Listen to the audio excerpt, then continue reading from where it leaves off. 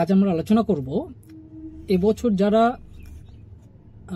Fourth semester পাশে রাষ্ট্রবিজ্ঞান রয়েছে তোমাদের যে এসসিসি বি1 পেপারটা রয়েছে, যাদের এসসিসি বি1 পেপার অর্থাৎ এলিমেন্টারি ডাইমেনশনস অফ রিসার্চ, এই পেপারটা তোমাদের যাদের রয়েছে সেই পেপারের এবছরের জন্য সম্ভাব্য প্রশ্ন কি কি আসতে পারে সেই বিষয়টা নিয়ে আজকের আলোচনা করব।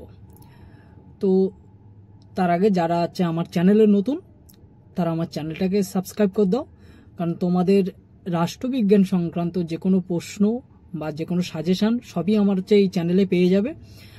সবার আগে পেতে তোমরা চ্যানেলটাকে সাবস্ক্রাইব করে নোটিফিকেশন অন করে রাখো, আর ভিডিওটাকে সবাই শেয়ার করে সবাইকে দেখার সুবিধা করে দাও।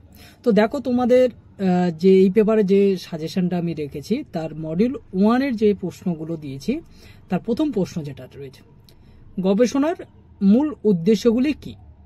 গবেষণার মূল উদ্দেশ্যগুলি কি? সেকেন্ড প্রশ্ন, পরিকল্পনা কাকে বলে? পরিকল্পনা কাকে বলে? যে কোনো দুই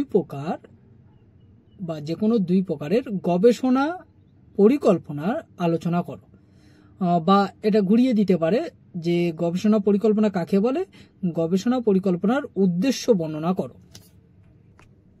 নেক্সট প্রশ্ন, একটি গবেষণা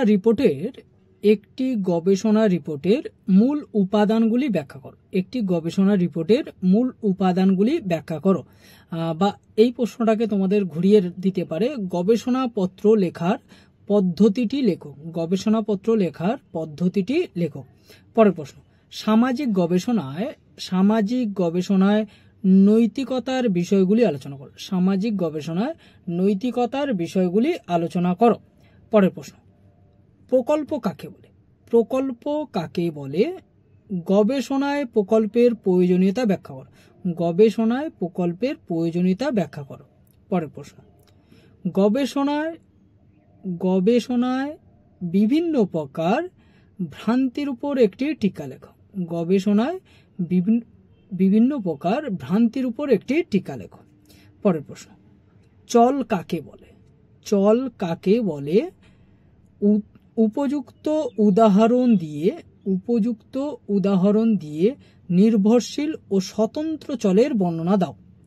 এই হচ্ছে তোমাদের মডিউল 1-এর প্রশ্ন। মডিউল 1-এর এই 7টা প্রশ্ন রেখেছি, তোমরা এই 7টা প্রশ্ন ভালো করে করো, আশা করছি এর বাইরে প্রশ্ন আসবে না। মডিউল 2 প্রশ্ন দেখো, মডিউল 2-র প্রথম প্রশ্ন তোমাদের রেখেছি, পরিমাণগত গবেষণায় তথ্য আহরণের উৎসগুলি আলোচনা করো। পরিমাণগত গবেষণায় তথ্য আহরণের উৎসগুলি বর্ণনা করো বা উৎসগুলি আলোচনা করো। পরের প্রশ্ন, গুণগত গবেষণায় উপাত্ত সংগ্রহের উৎস ও উপায় বর্ণনা করো বা আলোচনা করো। পরের প্রশ্ন, নমুনার সংজ্ঞা দাও, এর বিভিন্ন রূপগুলি কি কি? নমুনার সংজ্ঞা দাও, এর বিভিন্ন রূপগুলি কি কি? পরের প্রশ্ন, সামাজিক গবেষণায় ব্যবহৃত পরিমাপের বিভিন্ন প্রকারের মানদণ্ড কি কি? পরের প্রশ্ন হচ্ছে, সামাজিক গবেষণায় ব্যবহৃত পরিমাপের বিভিন্ন প্রকারের মানদণ্ড কি কি? নেক্সট প্রশ্ন, উপাত্ত বিশ্লেষণে হিস্টোগ্রাম পদ্ধতিটি আলোচনা করো।